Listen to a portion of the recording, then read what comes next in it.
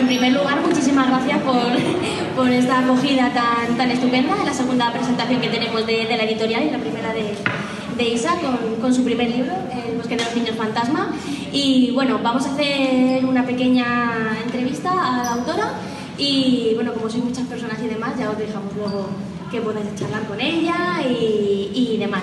Bueno, Isa, ¿qué tal? Bien. Yo soy Isa, para quien no me conozca, y gracias a todos por venir, de verdad, espero que pasemos todos un rato agradable.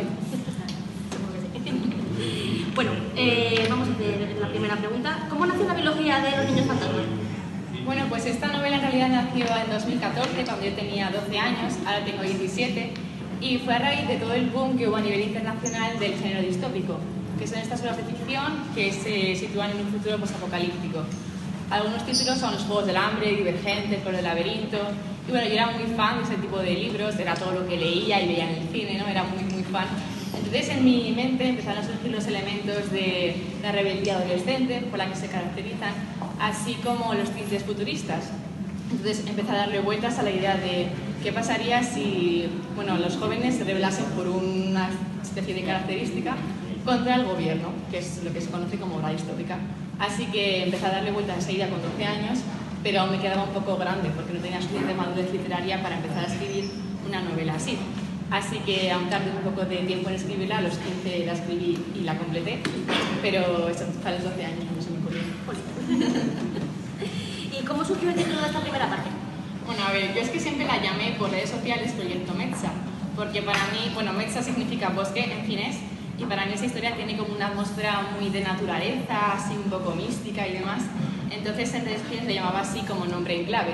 Pero luego cuando llegó la hora de realmente ponerle un título, no tenía ni idea, pero ni idea de cómo titularla. Entonces lo que hice fue preguntar a mis lectores beta si tenían alguna idea de título así, aconsejadme, ¿sabéis?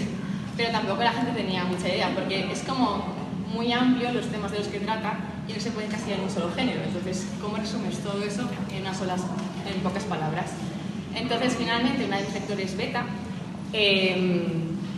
vino con este título, me lo sugirió y me gustó, porque aparte de que creo que recoge muy bien la esencia de la historia, también mantenía la palabra bosque en él, que es como originalmente había llamado el Proyecto Metza. Así que me gustó y así se ha quedado. Bueno, hacemos un pequeño apunte. Pues se mueve la mesa. Y es que, por redes sociales normalmente las personas que están escribiendo sus proyectos y demás denominan sus proyectos con una palabra que define lo que es la temática de lo que están escribiendo, para no desvelar el título, o por ejemplo en tu caso que no lo había. Había título. Exacto. Y también el término de lectores beta son lectores que ha tenido Isa y tienen muchos lectores también que lo leen antes de enviar editoriales y les ayuda en el sentido de encontrar erratas, lagunas en el argumento y demás. Y la verdad es que Isa ha tenido unos betas estupendos porque ha quedado el libro genial. Vale, y ¿cómo fue el proceso de escritura? Bueno, la verdad es que recuerdo el proceso de escritura como un proceso muy fluido, porque cuando lo empecé a escribir llevaba ya 3 años dándole vuelta a la idea, entonces tenía como el argumento muy machacado a la cabeza. Entonces no recuerdo haberme atascado en ningún momento de decir así, guau, es que estoy bloqueada y no sé cómo continuar. Y como siempre sentía los personajes muy vivos, que es una novela muy de personajes, de sus claroscuros, de contrastes, virtudes, defectos, el dolor que sufren y también lo que les hace felices, pues lo sentía casi como si fueran amigos de carne y hueso. Lo que me ayudó a escribir como si estuviera haciendo mis amigos de la vida real, en plan, algo muy vivo y muy real que me ayudó mucho a escribir con fluidez. Genial. ¿Y cómo fue tu experiencia con los lectores beta, de los que has hablado antes? Bueno, pues tuve la suerte de contar con 6 amigos que también son muy jóvenes y escriben muy bien, están muy dentro del mundo de la literatura, una de ellas está aquí en primera fila, Estela. Y fue un placer y un honor porque son muy talentosos todos y me ayudaron a encontrar muchas erratas, muchas lagunas. Entonces, esta historia es en parte lo que es hoy en día gracias a ellos, gracias a todo lo que aportaron y ellos saben que han dejado una huella en esta historia. De hecho, están en esos agradecimientos al final de la novela y estoy muy agradecida por contar con ellos como amigos y como correctores. Genial. Vale, ¿cuánto tiempo te llevó escribir esta primera parte? Pues fue la 8ª novela que completé y comencé a escribirla en junio de 2017, justo antes de empezar el verano, y la acabé en noviembre del mismo año, o sea que unos 5 o 6 meses. Luego en corregirla tardé mucho más, porque siempre se tarda más en corregir que en escribir. pero eso fue lo que tardé. Sí. Claro, luego ya el proceso lleva un poco más hasta que te mandaron las correcciones. Sí, darle vueltas una y otra vez al manuscrito, releerlo, pulirlo, pero bueno, eso. ¿Y cómo nacieron los nombres de los protagonistas? Bueno, esta pregunta me encanta porque es increíble la cantidad de tiempo que gasto eligiendo nombres de personajes. La verdad es que lo suelo elegir por fonética, según cómo suenen, y también por cómo están escritos y queda bonito en el papel, aunque suene un poco superficial, esa es la razón principal. Y además, yo creo que esta historia no se podría situar en un país en concreto, por ejemplo Estados Unidos, España, Inglaterra o Francia, sino que podría pasar hipotéticamente en cualquier lugar del mundo. Por eso quise incluir nombres de diferentes culturas como la anglosajona, la francesa, la española, para incluir un poco a nivel global todas las personas que están en la sociedad de hoy en día. Pues hay nombres de diferentes culturas y diferentes idiomas. ¿Y por culo que se te resistió? A la hora de escribir, Daniel, porque Daniel Belrose y Axel Belrose, el apellido se me lo escribía mal. Éramos los protagonistas, o sea que era un poco fastidioso. Pero bueno, al final me acostumbré a ello. Ahí están. ¿Qué mensaje quieres transmitir con este libro?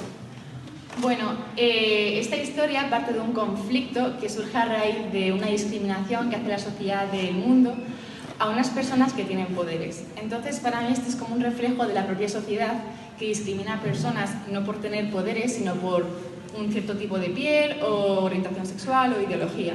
Entonces, bueno, hay una revolución, es rebelde la novela, pero de alguna manera quería transmitir la idea de que todos somos diferentes, algo nos hace diferentes sí o sí, y eso nos hace especiales, y está bien, porque hay que aceptarse cada uno a uno mismo con sus diferencias y con sus defectos, pero todos merecemos el mismo respeto y derechos, independientemente de cuáles sean estas diferencias. ¿Qué inspiraciones te han ayudado a sacar adelante esta biología? ¿Libros, autores...? Bueno, yo creo que esta biología tiene muchas influencias de la saga de los chicos del cuervo, que es de la autora Maggie Stiefvater, por el tema de que cómo escribe esta autora, que es de una forma muy antigua, además utiliza la naturaleza como de una forma muy mística. A veces no se entiende muy bien lo que quiere decir, pero sus descripciones son bellísimas. Y en cuanto a música, me inspiró mucho la música de series como Stranger Things o La Quinta Ola, que son distópicas, entonces tenían música muy de acción, un poco siniestra, que realmente ayudó a ponerle ambiente, de cierto modo, a la novela. Pero de todas formas yo siempre hago una playlist con la música que representa la novela, porque me inspiro mucho en la música. Genial. ¿Y con qué personaje te gustaría ir a verdad?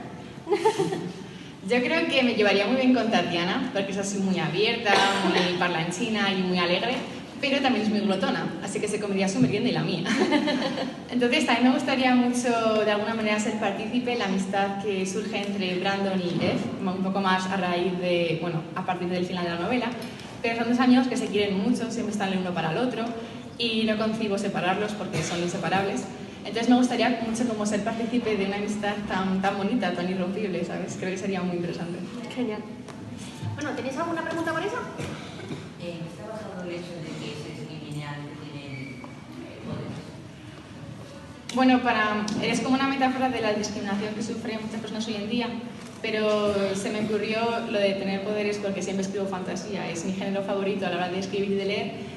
Y bueno, pues la magia siempre está presente de una manera u otra en todas mis novelas, entonces pues en esta tienen poderes y son discriminados por ello. ¿Cómo fue el proceso de creación de la portada? Pues lo cierto es que, bueno, Ela Illones me propuso una serie de ilustradores, entre ellos está Cecilia, que es la que finalmente realizó la portada, y bueno, yo estaba encantada con ella porque la admiro muchísimo y ha ilustrado libros que me encantan. Entonces, bueno, trabajó súper rápido, la verdad, o sea, impresionante su trabajo. Y bueno, yo di un poco la idea de cómo quería que fuera la portada y así, y ella lo realizó súper bien, súper rápido, y lo cierto es que estoy súper encantada con el resultado final. Sí, la verdad es que Cecilia en este sentido ha sido una profesional como la copa del pino, porque conectaron y captó la esencia de lo que quería Isa, y de hecho solo hubo un boceto. O sea, solo hubo un boceto y ese boceto se lo pasamos a ella y fue, ya está, tiramos para adelante. Y de hecho el color del vestido de la cubierta en un principio no era de este color y luego sí, era verde. Era verde, pero por las tonalidades de la cubierta y demás, la autora decidió ponerlo morado, la ilustradora, perdón, y dentro del libro se cambió, de hecho, el color del vestido. Sí. Bueno, primero, Gracias. ¿A qué tipo de público va dirigido este libro? Bueno, está orientado principalmente a los jóvenes, porque es literatura juvenil, pero no hay ningún problema con que un adulto lo lea, porque la literatura no tiene edad. Para los niños, pues depende mucho de la madurez literaria de cada uno. Yo, por ejemplo, me leí Harry Potter con 8 años y hay gente que se lo ha leído con 14 o 15. Eso depende un poco de cada persona. Yo en general diría un poco que a partir de 12 o 13 años, pero es, bueno, lo que he dicho, a partir de jóvenes y para los adultos está perfectamente asequible. Sí.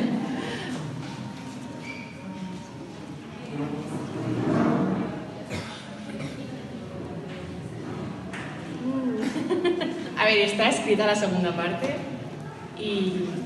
A ver, podemos decir que tenemos intenciones de que salga antes del verano la segunda parte y bueno... Y ahí está todo lo que podemos decir Sí. de momento. No vais a tardar en ver cositas por redes sociales.